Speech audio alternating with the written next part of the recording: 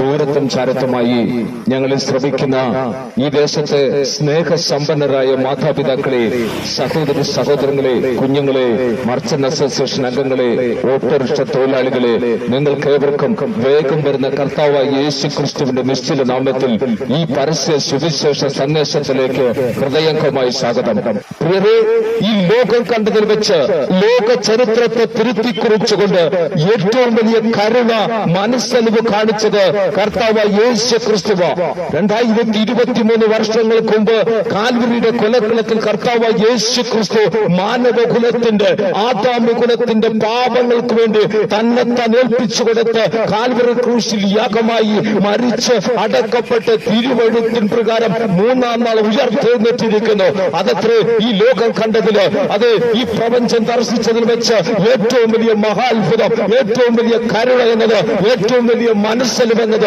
അത് പാപികളായ മനുഷ്യന് വേണ്ടി, അത് പാപം ചെയ്ത മനുഷ്യന് വേണ്ടി, ആദാമ്യ കുലത്തിനു വേണ്ടി, അവരുടെ വീണ്ടെടുപ്പിന് വേണ്ടി കർത്താവായ യേശു ക്രിസ്തു അത് ഏൽപ്പിച്ചു കൊടുക്കുകയായിരുന്നു. തന്നെ ക്രൂശില് കർത്താവായ യേശു ക്രിസ്തു ഏൽപ്പിച്ചു കൊടുത്തു. മരിച്ചടക്കപ്പെട്ട് തിരുവനന്തപുരം പ്രകാരം 3-ാം നാൾ ഉയർത്തെഴുന്നേറ്റ് ഇന്നും ജീവിക്കുന്നു. ദൈവത്തിന്റെ വചനം, വിശുദ്ധ വേദപുസ്തകം പറയുന്നു, ഏക മനുഷ്യനാൽ പാപത്താൽ മരണവും ലോകത്തിൽ കടന്നുവെന്ന്. ഒരു വ്യത്യാസവുമില്ല, എല്ലാവരും പാപം ചെയ്ത് ദൈവത്തിന്റെ തേജസ് നഷ്ടപ്പെടുത്തിയിരിക്കുന്നുവെന്ന് വിശുദ്ധ വേദപുസ്തകം വ്യക്തമാക്കുകയാണ്. എന്താണ് പാപം? ദൈവിക നിഷേധമാണ് പാപം. നിയമങ്ങൾക്കെതിരെ ചലിക്കുന്നതാണ് പാപം. അത് ധാർമ്മിക മൂല്യങ്ങൾക്കെതിരെ മത്സരിക്കുന്നതാണ് പാപം. ദൈവിക നിയമങ്ങൾക്കെതിരെ മത്സരിക്കുന്നതാണ് പാപം. മനുഷ്യൻ പാപം ചെയ്ത് മനുഷ്യന്റെ തേജസ് നഷ്ടപ്പെടുത്തി മനുഷ്യൻ ആത്മീക മരണം സംഭവിച്ചു. ശാരീരികമായി മനുഷ്യൻ ജീവിക്കുന്നുവെങ്കിലും ആ മനുഷ്യൻ ആത്മീക മരണം സംഭവിച്ച മനുഷ്യനാണ്. അത് കരഞ്ഞുകൊണ്ട് ഈ ലോകത്തിലേക്ക് വന്ന മനുഷ്യൻ കരഞ്ഞുകൊണ്ട്, അത് അനേകരെ കരയിപ്പിച്ചുകൊണ്ട് മറ്റൊരു ലോകത്തേക്ക് യാത്ര ചെയ്യുമ്പോൾ 60, 70, 80 വർഷത്തെ ഈ ലോകത്ത് മനുഷ്യന്റെ ആയുസ് എന്നത് പാപത്തിൽ ജീവിക്കുകയാണ്, മരണത്തിൽ ജീവിക്കുകയാണ്. ആ മരണത്തിൽ ജീവിക്കുന്ന മനുഷ്യനെ വീണ്ടെടുക്കുവാൻ കർത്താവായ യേശു ക്രിസ്തു 2023 വർഷങ്ങൾക്ക് മുമ്പ് ചരിത്രത്തിന്റെ ക്രൂശിലേക്ക് ഇറങ്ങി വന്ന കാൽവരി ക്രൂശിൽ മരിച്ച് അടക്കപ്പെട്ട് യാഗമായി തന്നെ ഏൽപ്പിച്ചു കൊടുത്ത് അത് 3-ാം നാൾ തിരുവെഴുത്തിൻ പ്രകാരം ഉയർത്തെഴുന്നേറ്റ് ഇന്നും ജീവിക്കുന്നു. പാപിയായ മനുഷ്യനെ വീണ്ടെടുക്കുവാൻ ചാർച്ചയിൽപ്പെട്ടവൻ വേണം. മനുഷ്യൻ ആർക്കും കഴിയാത്തത് കൊണ്ട് മനുഷ്യന്റെ പാപങ്ങൾക്ക് വേണ്ടി യേശു ക്രിസ്തു യാഗമായി തീരുകയാണ്. സകല മതങ്ങളും വ്യക്തമായി പഠിപ്പിക്കുന്നു, മനുഷ്യൻ പാപിയാണ്. സൃഷ്ടാപകന്റെ ശരീരത്തെ 2 ഭാഗമായി പകർത്തു. ഒരു ഭാഗം സ്ത്രീയായും മറ്റൊരു ഭാഗം പുരുഷനായി സൃഷ്ടിച്ചു. മനുഷ്യൻ പാപം ചെയ്താൽ 32 നരകത്തിൽ ഏതെങ്കിലും നരകത്തിൽ ചെന്ന് ചേരുമെന്ന് അത് ഹിന്ദു വേദങ്ങളിലെ മനുസ്മൃതി വ്യക്തമാക്കുമ്പോൾ ഖുർആൻ വ്യക്തമാക്കുന്നു, മനുഷ്യൻ പാപം ചെയ്താൽ, മനുഷ്യൻ അല്ലാഹുവിന്റെ സൃഷ്ടിയാണ്, മനുഷ്യൻ പാപം ചെയ്താൽ മനുഷ്യൻ 7 നരകത്തിൽ ഏതെങ്കിലും നരകത്തിൽ ചെന്നു ചേരും, 6 നരകത്തിൽ ചെന്നു ചേരും.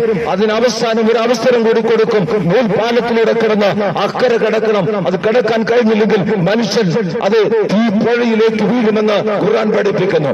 എന്നാൽ വിശുദ്ധ വേദപുസ്തകം തിരുവെടുത്ത് പഠിപ്പിക്കുന്നു, മനുഷ്യൻ സൃഷ്ടിക്കപ്പെട്ടത് ദൈവത്തിന്റെ സാദൃശ്യത്തിലും സ്വരൂപത്തിലും അല്പമാത്രം, അതേ ദൈവത്തെക്കാൾ താഴ്ത്തി ദൈവത്തിന്റെ സൃഷ്ടിയായ മനുഷ്യൻ പാപം ചെയ്താൽ നിത്യമായ നരകത്തിൽ ചെന്ന് വീഴുമെന്ന് എല്ലാ മതങ്ങളും വ്യക്തമായി പഠിപ്പിക്കുന്ന ഒരു കാര്യമുണ്ട്. മനുഷ്യൻ പാപിയാണ്. പാപം ചെയ്ത മനുഷ്യൻ മരിച്ചാൽ ആ മനുഷ്യൻ നിത്യമായ നരകത്തിൽ ചെന്ന് ചേരുമെന്ന് എല്ലാ മതങ്ങളും വ്യക്തമായി പഠിപ്പിക്കുന്നു. എന്നാൽ ആ പാപത്തിൽ നിന്ന് മനുഷ്യനെ എങ്ങനെ വിടുവിക്കാമെന്ന് മതത്തിന് പഠിപ്പിക്കാൻ കഴിയുന്നില്ല.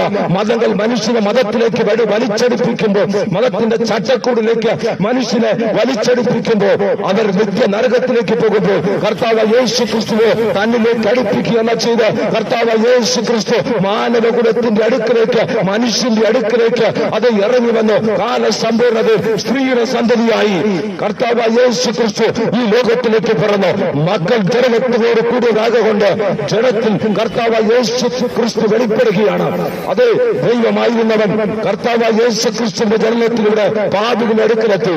കർത്താവായ യേശു ക്രിസ്തുവിന്റെ മരണത്തിലൂടെ അനേക പാപികൾ നിത്യമായ സ്വർഗത്തിലേക്ക് എത്തുവാൻ ഇടയായിത്തീർന്നു. പ്രിയരെ, മനുഷ്യൻ പാപിയ. പാപം ചെയ്ത മനുഷ്യൻ പാപത്തിന് പരിഹാരമായി ചെയ്തു കൂട്ടാത്ത നേർച്ചകളില്ല, കാഴ്ചകളില്ല, തീർത്ഥാടനങ്ങളില്ല, നോമ്പുകളില്ല, തർപ്പണങ്ങൾ, അർപ്പണങ്ങൾ, നോമ്പുകൾ, അതുപോലെ നേർച്ചകൾ. അതുപോലെ മനുഷ്യന്റെ പാപങ്ങൾക്ക് വേണ്ടി പലതും ചെയ്തു കൂട്ടുക.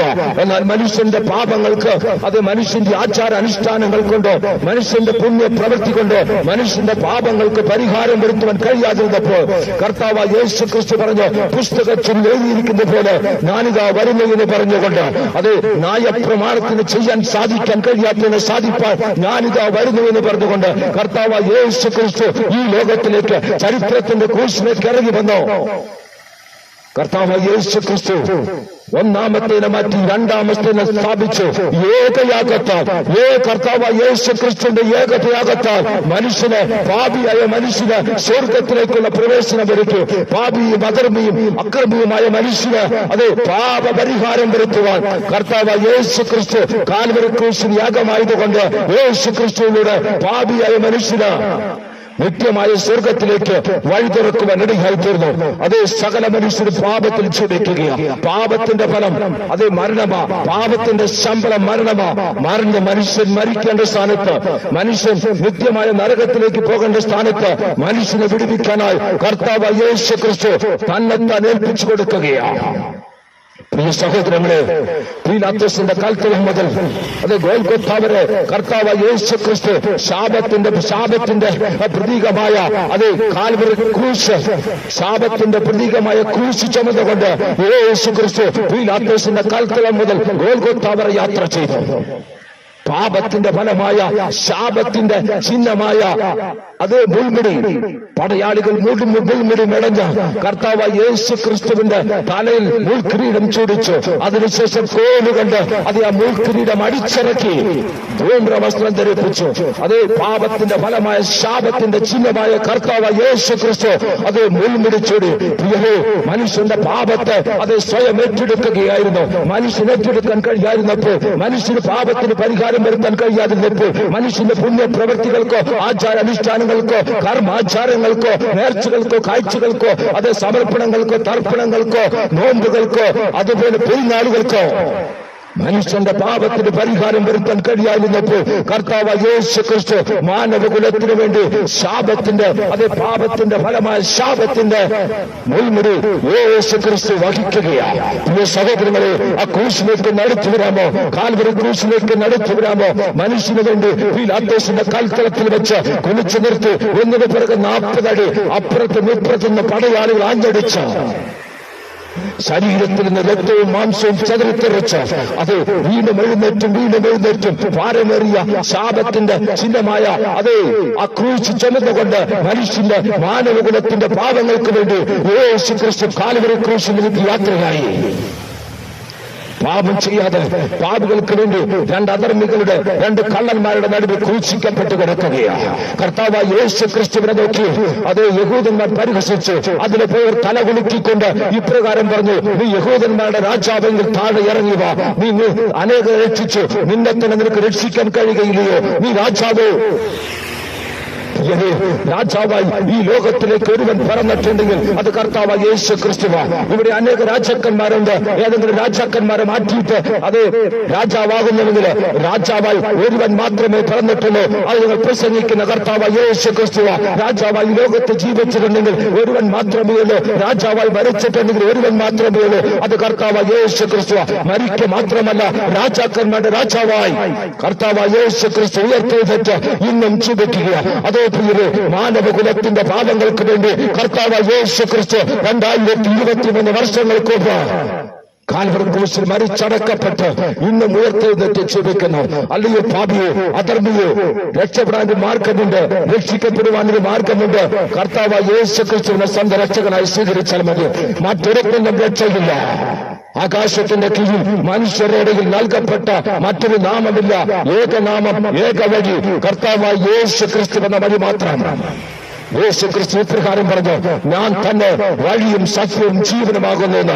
അത് വഴി നിത്യമായ നരകത്തിന്റെ നിത്യമായ സ്വർഗത്തിലേക്കുള്ള വഴി, ഭൂമിയിൽ നിന്ന് പിതാവായ ദൈവത്തിലേക്കുള്ള വഴി, അസത്യത്തിൽ നിന്ന് സത്യത്തിലേക്കുള്ള വഴി, അന്ധകാരത്തിന്റെ കൂരുവിട്ടിൽ നിന്ന് വെളിച്ചത്തിലേക്കുള്ള വഴി, അത് അശുദ്ധിയിൽ നിന്ന് വിശുദ്ധിയിലേക്കുള്ള വഴി, പ്രിയരെ നിത്യമായ നരകത്തിൽ നിന്ന് നിത്യമായ സ്വർഗത്തിലേക്കുള്ള വഴി കർത്താവായ യേശു ക്രിസ്തുവാ. സ്വർഗത്തിലേക്കുള്ള വഴി ഇടുക്കവും ഞെരുക്കവുമാകുന്നു, അതിലൂടെ കടക്കുന്നവർ ചുരുക്കമേയുള്ളൂ. എന്നാൽ ലോകത്തിലേക്കുള്ള വഴി, നരകത്തിലേക്കുള്ള വഴി വിശാലമാകുന്നു, അതിലെ ആർക്കുമണെങ്കിലും സഞ്ചരിക്കാം. സ്വർഗത്തിലേക്കുള്ള വഴി വളരെ ഇടുക്കമാണ് പ്രിയരെ. യേശു ക്രിസ്തുവിനെ സ്വന്തം രക്ഷിതാവായി സ്വീകരിച്ചവർക്ക് മാത്രമേ നിത്യമായ സ്വർഗത്തിലേക്ക് പ്രവേശനമുള്ളൂ, നിത്യമായ സ്വർഗത്തിലേക്ക് വഴി തുറക്കപ്പെടുത്തുന്നു. സഹോദര, ഇന്നവരെ യേശു ക്രിസ്തുവിനെ സ്വന്തം രക്ഷകനായി സ്വീകരിച്ചിട്ടില്ലെങ്കിൽ അത് ഇന്നതിനുള്ള അവസരമാകുന്നു. ഇപ്പോഴാകുന്നു സുപ്രസാദകാലം, ഇന്നാകുന്നു രക്ഷാ ദിവസം. യേശു ക്രിസ്തുവിനെ സ്വന്തം രക്ഷകനായി സ്വീകരിക്കുകയും നാശത്തിലേക്ക് പോകുന്ന വഴി വിശാലമാണ്, അതിൽ ആർക്ക് വേണമെങ്കിലും സഞ്ചരിക്കാം. പോകുന്നത് പോലെ പോയാൽ നിത്യമായ നരകത്തിന്റെ അടിത്തട്ടിലേക്ക് ചെന്ന് ചേരാം. എന്നാൽ സ്വർഗത്തിലേക്കുള്ള വഴി ഇടുക്കമാ.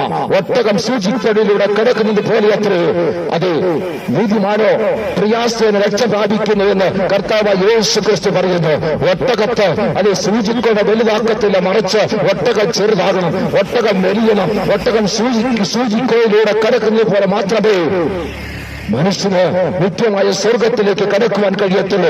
എങ്ങനെ കഴിയും? കർത്താവായ യേശു ക്രിസ്തുവിന്റെ മാത്രമേ കഴിയത്തുള്ളൂ. അതിന് രക്ഷ പ്രാപിക്കണം, രക്ഷിക്കപ്പെടണം. എന്താണ് രക്ഷ എന്നത്? അത് ശിക്ഷയിൽ നിന്നുള്ള വിടുതലാണ്. അഥവാ സ്വയകേന്ദ്രീകൃതമായ ജീവിതം ദൈവ കേന്ദ്രീകൃതമായ ജീവിതമായി മാറ്റപ്പെടുന്നതിനാണ് രക്ഷ എന്ന് പറയുന്നത്.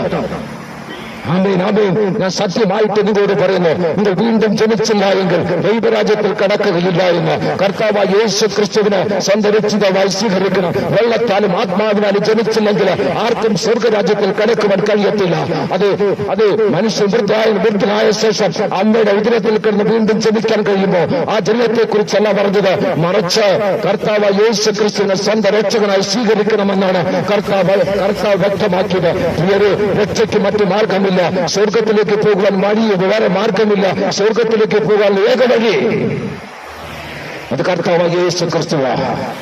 അത് കർത്താവ് തന്നെ സത്യം. 2023 വർഷങ്ങൾക്ക് മുമ്പ് പാലസ്തീന്റെ പച്ചമണ്ണിൽ നിന്ന് ഒരുവൻ ഉയർത്തെഴുന്നേറ്റ് അത് ഞങ്ങൾ പ്രസംഗിക്കുന്ന കർത്താവായ യേശു ക്രിസ്തുവാ. ഇന്നും കല്ലറ തുറക്കപ്പെട്ട് കിടക്കുന്നു. അനേകരുടെ കല്ലറ അടയപ്പെട്ട് കിടക്കുമ്പോൾ, അനേകർ മണ്ണോട് മണ്ണായപ്പോൾ, അസ്ഥി കൂമ്പാരമായപ്പോൾ ഞങ്ങൾ പ്രസംഗിക്കുന്ന കർത്താവായ യേശു ക്രിസ്തു മാത്രം ഉയർത്തെഴുന്നേറ്റിരിക്കുന്നു. അത് സത്യമായ കാര്യം, സകല ലോകം അംഗീകരിക്കുന്ന കാര്യം. കാലഘട്ടത്തെ പോലും രണ്ടായി തിരിച്ചുകൊണ്ട്, ചരിത്രത്തെ ഏടിയെന്ന് ബിസിയെന്ന് തിരിച്ചുകൊണ്ട്, ചരിത്രത്തിന് നടുവിൽ ഉലകനായകനായി ഒരുവൻ ജീവിക്കുന്നു, കർത്താവായ യേശു ക്രിസ്തു. അത് ഏക സത്യം, കർത്താവായ യേശു ക്രിസ്തു എന്ന സത്യം. അത് ഏക ജീവൻ. ജീവൻ നഷ്ടപ്പെട്ട മരിച്ച വ്യക്തികൾക്ക് ആത്മീകമായ മരിച്ചവനെ നിത്യമായ സ്വർഗത്തിലേക്ക് നടത്തുവാൻ, നിത്യജീവൻ നൽകുവാൻ കർത്താവായ യേശു ക്രിസ്തു തന്റെ ജീവന് കാൽവരി ക്രൂശിൽ ഏൽപ്പിച്ചു കൊടുത്തു. അത് ജീവനെ ഏൽപ്പിച്ചു കൊടുക്കുവാനും ജീവനെ തിരികെ പ്രാപിക്കാനും അധികാരമുള്ള കർത്താവായ യേശു ക്രിസ്തു മാനവകുലത്തിന് ജീവൻ നൽകേണ്ടതിന്, നിത്യജീവൻ നൽകേണ്ടതിന് കാൽവരി ക്രൂശില് തന്റെ ജീവനെ ഏൽപ്പിച്ചു കൊടുക്കുകയും ജീവനെ തിരികെ പ്രാപിക്കുകയും ചെയ്തു. കർത്താവായ യേശു ക്രിസ്തു അതേ ഭാഗങ്ങളിലേക്ക് ഇറങ്ങി ബന്ധിക്കപ്പെട്ടിരുന്നവരെ, ചെങ്ങലക്കിട്ടിരിക്കുന്നവരെ പിടിച്ചുകൊണ്ട് സ്വർഗത്തിലേക്ക് കയറി. അതേ പ്രിയരെ, കർത്താവായ യേശു ക്രിസ്തു ഈ ലോകത്തിന്റെ മാത്രമല്ല സകല ലോകത്തിന്റെ രാജാവ്. അതേ ത്രിലോകങ്ങളുടെ ഏക രാജാവ്, രാജാക്കന്മാരുടെ രാജാവ്. അത് കർത്താവായ യേശു ക്രിസ്തു. കർത്താവായ യേശു ക്രിസ്തു അതാ വേഗം വരാൻ പോകുന്നു. തന്റെ വിശുദ്ധ ദൂതന്മാരുമായി മധ്യാകാശത്തിൽ കർത്താവായ യേശു ക്രിസ്തു വെളിപ്പെട്ട് വരാൻ പോകുകയാണ്. അന്ന് കർത്താവിനെ കാത്തിരിക്കുന്നവർ, കർത്താവിനെ രക്ഷകനായി സ്വീകരിച്ചവർ, കർത്താവിന് വേണ്ടി വിശുദ്ധിയോടെ ജീവിക്കുന്നവർ, കർത്താവിന്റെ വാക്ക് അനുസരിച്ചവർ, കർത്താവിന്റെ കൽപ്പന അനുസരിച്ചവർ, അവർ പ്രാക്കളെ പോലെ പറന്നുയരും. അന്ന് ഈ ലോകം കാണാൻ പോകുന്ന ഏറ്റവും വലിയ അത്ഭുതമാണ് ഒരു കൂട്ടം വിശുദ്ധന്മാർ സ്വർഗത്തിലേക്ക് പ്രാക്കളെ പോലെ പറഞ്ഞു പോകുന്ന ഒരു ദിവസം വരും. പ്രിയ സഹോദര, ഇന്നാണ് രക്ഷാ ദിവസം. ഇപ്പോഴാകുന്ന സുപ്രസാദ കാലം. അകൃത്യത്തിൽ ജീവിക്കുന്ന മനുഷ്യരോ, പാപത്തിൽ ജീവിക്കുന്ന മനുഷ്യരോ, രക്ഷപ്പെടാൻ നിവൃത്തിയില്ലാത്ത മനുഷ്യരോ, അതേ കഷ്ടത്തിൽ ജീവിക്കുന്ന മനുഷ്യരോ, ശാപത്തിന്റെ ഫലമായി ഈ ദുഃഖത്തിലൂടെ കടന്നു പോകുന്നു, നിരാശയിലൂടെ കടന്നു പോകുന്നു, വേദനയിലൂടെ കടന്നു പോകുന്നു, ആരും സഹായിക്കാനുള്ള ഭാരപ്പെടുന്ന വ്യക്തിയോ, നിന്നെ സഹായിക്കുവാൻ, നിന്റെ ജീവിതത്തിന് അർത്ഥം തരുവാൻ, നിന്നെ അനുഗ്രഹിക്കുവാൻ, നിന്റെ തലമുറയെ അനുഗ്രഹിക്കുവാൻ, നിന്റെ സകല വിഷയത്തിനും ഉത്തരം തരുവാൻ കർത്താവ് യേശു ക്രിസ്തുവിന് മാത്രമേ കഴിയത്തുള്ളൂ. യേശു ക്രിസ്തു വിശ്വസിച്ച് യേശു ക്രിസ്തുവിന്റെ ഹൃദയത്തെ വിട്ട് കൊടുക്കുന്നു. കർത്താവ്, ഞാനൊരു പാപിയാണ്, എന്റെ പാപത്തിന്, എന്റെ ശാപത്തിന് വേണ്ടി നീ മരിച്ചു, അടക്കപ്പെട്ട് ഉയർത്തെഴുന്നേറ്റ് ഞാൻ ഹൃദയം കൊണ്ട് വിശ്വസിക്കുന്നു. കർത്താവ്, എന്റെ പാപങ്ങളെ ക്ഷമിക്കണമേ, എന്റെ ശാപത്തെ എഴുതി തരണമേ, നിന്നെ എന്റെ അങ്ങയുടെ മകനാക്കി തീർക്കണമേ എന്ന് ആര് പ്രാർത്ഥിക്കുന്നുവോ അവരുടെ പ്രാർത്ഥന കേട്ട് അവരുടെ പാപത്തെ ക്ഷമിക്കുന്നവനത്തിന് കർത്താവ് യേശു ക്രിസ്തു, ഞാനൊരു വെള്ള സിംഹാസനം കണ്ടു, അതിലൊരുവൻ ഇരിക്കുന്നത് കണ്ടു, ഞാനൊരു വലിയ വെള്ള സിംഹാസനം കണ്ടു, അതിലൊരുവൻ ഇരിക്കുന്നത് കണ്ടു, മനുഷ്യൻ അപാലവൃത്തം ആ വെള്ള സിംഹാസനം മുന്നിൽ നിൽക്കുന്നത് കണ്ടു. സൂര്യനും അതെ സൂര്യനും ചന്ദ്രനും മാറിപ്പോയി. ആ സിംഹാസനത്തിന് മുന്നിൽ വെച്ച് ദൈവം മനുഷ്യനെ ന്യായം വിധിച്ചു. അനേക പുസ്തകങ്ങൾ തുറന്നു. ജീവന്റെ പുസ്തകത്തിൽ പേരെഴുതി കാണാത്ത സകലതിനെയും തീപ്പൊയ്കൾ തള്ളിയിട്ടു. പ്രിയ സഹോദരങ്ങളെ, ഈ ലോകത്തിൽ ജീവിച്ചിരിക്കുമ്പോൾ യേശു ക്രിസ്തുവിനെ സ്വന്തം രക്ഷകനായി സ്വീകരിച്ചിട്ടില്ലെങ്കിൽ ജന്മത്തിന്റെ നിത്യമായ നരകത്തിലായിരിക്കും. ജീവപുസ്തകത്തിൽ പേരെഴുതി കാണാത്ത സകലതിനെയും തീപ്പൊയ്കൾ തള്ളിയിട്ടുവെന്ന് വിശുദ്ധ തിരുവെഴുത്ത് വ്യക്തമാക്കുന്നു. പ്രിയ സഹോദരങ്ങളെ, നടക്കാൻ പോകുന്ന വലിയ സംഭവമാണ്. നിത്യമായ നരകത്തിന്റെ അടിത്തട്ടിലേക്ക് പോകുന്നതിന് മുമ്പ്, നിത്യമായ നരകാഗ്നിയിലേക്ക് വീഴുന്നതിന് മുമ്പ് കർത്താവ് യേശു ക്രിസ്തുവിന് സ്വന്തം രക്ഷകനായി സ്വീകരിക്കുന്നു. കർത്താവിനോട് പാപങ്ങൾ ഏറ്റുപറഞ്ഞ ക്ഷമ ചോദിക്കുന്നു. എത്ര കടും ചോപ്പായിരുന്നാലും, നിന്റെ പാപം എത്ര കടും ചോപ്പായിരുന്നാലും അതിനെ ഹിമ പോലെ വെടിപ്പിക്കും. അത് എത്ര രക്താംബരം പോലെ ചെയ്തിരുന്നാലും അതിനെ പഞ്ചു പോലെ വെടിപ്പിക്കാൻ ശക്തനായ കർത്താവിനോട് പാപങ്ങളെ ഏറ്റുപറഞ്ഞ് പാപക്ഷമ പ്രാപിക്കുകയും നിത്യജീവൻ പ്രാപിക്കുകയും ആത്മീക മരണത്തിൽ നിന്ന് ആത്മീക ജീവൻ പ്രാപിക്കുകയും നിത്യതയ്ക്കായി ഒരുക്കപ്പെടുകയും കർത്താവ് യേശു ക്രിസ്തു പാപികളെ രക്ഷിക്കുന്നു. കർത്താവ് യേശു ക്രിസ്തു രോഗികളെ സൗഖ്യമാക്കുന്നു. കർത്താവ് യേശു ക്രിസ്തു ബദ്ധന്മാരെ വിടുവിക്കുന്നു. കർത്താവ് യേശു ക്രിസ്തു കുരുട്ടുകൾക്ക് കാഴ്ചവെക്കുന്നു. അവൻ രാജാവായി വേഗം മുഴുവൻ സമയം സമാഗതമായിരിക്കുന്നു. ആകിയാൽ യേശു ക്രിസ്തു വിശ്വസിക്കുകയും